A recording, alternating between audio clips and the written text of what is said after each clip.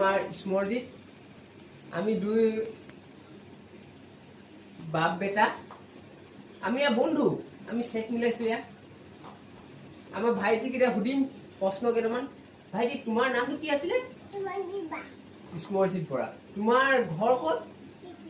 এইটো মানে গোহাঁইগাঁও ন তোমাৰ ঘৰ গোহাঁইগাঁও ইনে তোমাৰ জিলাখনৰ নাম কি আছিলে তোমাৰ জিলাখনৰ নাম লখিমপুৰ তোমাৰ ইনে ডাকঘৰটোৰ নাম কি আছিলে পথালিবাম আছিলে তোমাৰ ৰাজ্যখনৰ নাম কি আছিলে অসমত তুমি থাকা ঠিকে আছে বাকি এটা তুমি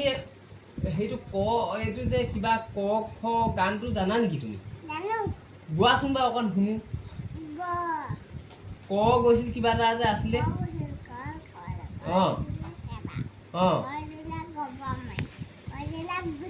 তাৰপিছত আৰু